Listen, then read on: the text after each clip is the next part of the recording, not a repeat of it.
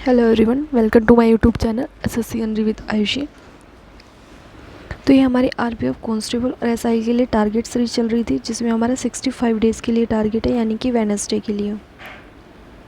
ठीक है, तो वेडनेसडे में देख लेते हैं हमें क्या क्या चीज़ें कंप्लीट करनी है। फर्स्टली बात कर लेते हैं, हमारा 26 जून के लिए टारगेट है। मैथ्स में हमारा एवरेज वाला चैप्टर चल रहा था, जिसका आज 6 डेज़ है। तो अच्छे से अपनी थ्योरी को कंप्लीट करना, आप यूट्यूब से कर रहे हैं या फिर आपने कोई पेड कोर्स लिया हुआ है। ठीक है, सेकंड चीज़ आती है पीवाईक्यू क्वेश्चन की प्रैक्टिस करनी है। एवरेज वाले चैप्टर की कहाँ से करनी है, तो बुक से करनी है। कोई भी क्वेश्चन में आप लोगों को डाउट्स आता है तो आप अपने डाउट्स टेलीग्राम ग्रुप पे शेयर कर सकते हो। बाकी T20 अप्रोच से आप लोगों को टारगेट्स कंप्लीट करना है। T20 यानी कि टाइमर लगा के। ठीक है, टाइमर के साथ अपने 1 आवर्स में आप लोगों को 50 क्वेश्चन अटैम्प्ट करने हैं। ठीक है, जो क्वेश्चन ना हो उसको स्किप कर देना। बाद में जब आप उसको एनालाइज करोगे, क्वेश्चनों के आंसर चेकआउट करोगे, तब आप लोग देखना आपने कहाँ पे मिस्टेक किया है, कहाँ पे मिस्टेक नहीं किया है। उस चीज़ को फिर नोट करना। जो क्वेश्चन आप लोगों से सोल्व नहीं हुए हैं उन्हें टिक करना, किसी भी सिंबल से डिनोट करना। फिर जब हम नेक्स्ट टाइम अपना रिवीजन करेंगे तो सिर्फ आप लोगों को वही क्वेश्चन अटैम्प्ट करनी है जो क्वेश्चन आप लोगों से रॉन्ग हुए हैं। ठीक है, बात कर लेते हैं रीजनिंग की। रीजनिंग में आप लोगों का मैथमेटिकल ऑपरेशन चल रहा है, जिसका आज 3rd डे है। यानी कि आज आप लोगों को 70+ क्वेश्चन अटैम्प्ट करने हैं। कैसे करने हैं?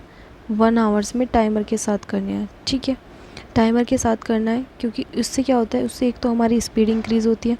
सेकंड चीज़, हम क्वेश्चनों को स्किप करना हम सीख जाते हैं कि किन क्वेश्चनों को हमें अटैम्प्ट करना है और किन क्वेश्चनों को हमें स्किप करना है। तो जो बाद में हमारा टाइम मैनेजमेंट वाली प्रॉब्लम आती है, वो हमारी प्रॉब्लम पहले ही रिजोल्व हो जाती है। ठीक है, इससे आप लोगों को टाइम मैनेजमेंट करने में काफ़ी हेल्प मिलेगी। सेकंड चीज़ आती है हमारी जीएस। जीएस में क्या चल रहा है? देखो, जीएस में आप लोगों का स्टडी चल रहा है, जिसमें आप लोगों को इम्पोर्टेंट डेज एंड थीम्स करना है। ठीक है, तो 4 डेज़ में आप लोगों को ये कंप्लीट करना है। आज 2nd डेज़ है, तो जिन बच्चों ने अभी तक यूट्यूब से सिर्फ वीडियो देखी है उन्हें उसके बाद पीडीएफ देखनी है। पीडीएफ के बाद फिर आपके पास जो भी कोई पीवाईक्यू बुक होगी उससे पीवाईक्यू क्वेश्चन रीड करने हैं डेली 70+ का टारगेट्स लेके।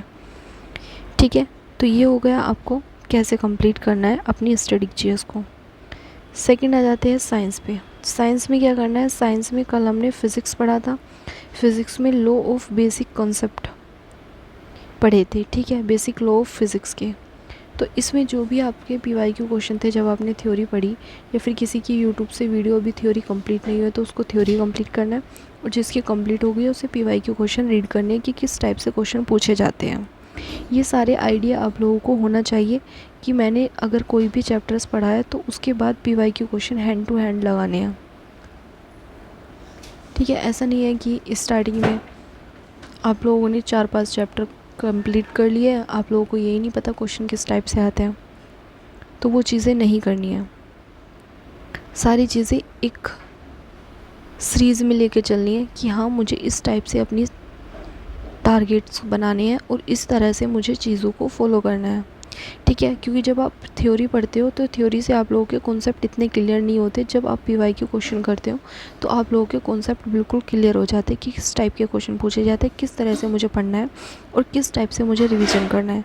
तो वो सारी चीज़ें आप लोगों की हो जाती हैं। ठीक है, बात कर लेते हैं आज के टारगेट पे। मैथ्स में आप लोगों को एवरेज वाला चैप्टर कंप्लीट करना है, प्लस 50+ क्वेश्चन लगाने हैं विद टाइमर। ठीक है, 1 आवर्स में। रीजनिंग में क्या करना है? रीजनिंग में आपको मैथमेटिकल ऑपरेशन करना है विद टाइमर। आप लोगों को 70+ क्वेश्चन लगाने हैं।